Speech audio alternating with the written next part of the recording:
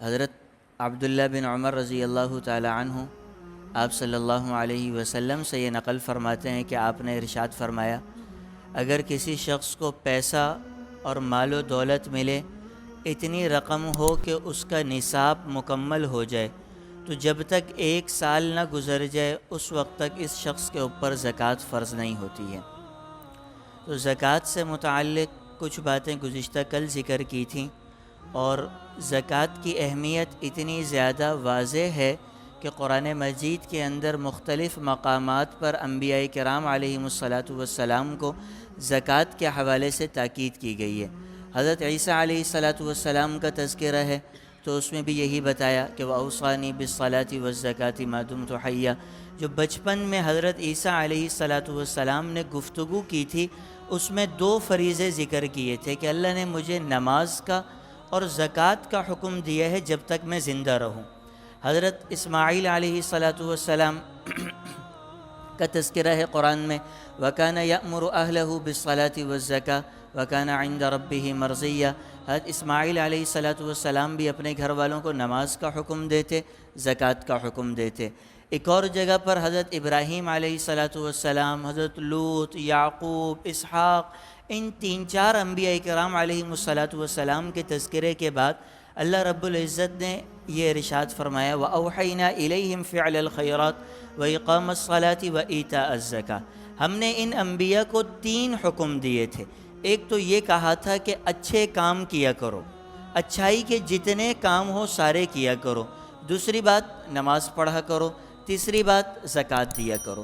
تو زکوٰۃ کی فرضیت اتنی واضح ہے کہ اس کے اوپر اتنی احادیث اور آیات ہیں کہ آدمی گننا چاہے تو اچھی خاصی تعداد بن جائے۔ جو مقصد اصلی ہے وہ یہ ہے کہ زکوٰۃ کا نصاب کیا ہے۔ تو گزشتہ کل بھی میں نے ذکر کیا تھا کہ زکوٰۃ سے متعلق کچھ باتیں آئندہ دنوں میں ذکر ہوں گی۔ تو سب سے پہلی بات یہ ہے کہ زکوٰۃ کے نصاب میں 4 چیزیں معتبر ہیں۔ ایک سونا، چاندی، نقد رقم یا مال تجارت۔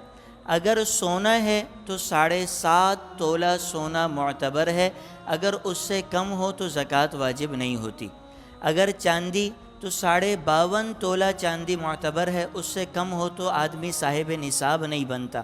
اور نقد رقم اور مال تجارت دونوں کی قیمت اگر 52.5 تولہ چاندی کی قیمت کے برابر ہو جائے، جو کہ آج کل تقریباً 90,000 کے قریب ہے، تو چاندی کی قیمت میں جس طریقے سے فرق آتا رہتا ہے، اس طریقے سے نقد رقم کے نصاب میں اور مال تجارت کے نصاب میں فرق آتا رہے گا۔ لیکن یہ بات واضح طور پر یاد رکھنی چاہیے کہ یہ اس وقت ہے جب آپ کے پاس صرف سونا ہے اور 1 روپیہ بھی نہیں ہے آپ کے پاس، صرف سونا ہے، نہ چاندی ہے، نہ مال تجارت ہے، نہ کیش روپیہ ہے، تو اس وقت 7.5 تولے سونے کا انتظار کریں گے۔ صرف چاندی ہے تو 52.5 تولہ چاندی کا انتظار کریں گے۔ لیکن اگر ان 4 میں سے کوئی بھی 2 چیزیں ہوں، چاہے سونا چاندی، چاہے سونا اور نقد رقم، چاہے سونا اور مال تجارت، کوئی بھی 2 قسم کی چیزیں اگر موجود ہوں تو اس صورت کے اندر چاندی کی قیمت کا اعتبار ہوگا۔ 7.5 تولہ سونے کا انتظار نہیں کیا جائے گا، اس وقت صرف اور صرف چاندی کی قیمت کا اعتبار ہوگا، جو کہ میں نے عرض کیا کہ آج کل کے اعتبار سے تقریباً 90,000 روپے کے قریب بنتا ہے۔ تو اب اگر کسی کے پاس چند انگوٹھیاں ہیں سونے کی اور کچھ روپے بھی ہیں ہزاروں میں، تو یہ شخص، یہ عورت صاحب نصاب ہو سکتی ہے اور اس پر زکوٰۃ فرض ہو سکتی ہے۔ یہ نہ سوچیں کہ 7.5 تولہ ہوگا تو پھر فرض ہوگی، ایک بات۔ اور دوسری بات یہ بھی ذہن میں رکھنی چاہیے کہ یہ رقم جب آپ کی ملکیت میں آئے گی اس وقت آپ صاحب نصاب بنتے ہیں، زکوٰۃ فرض نہیں ہوتی۔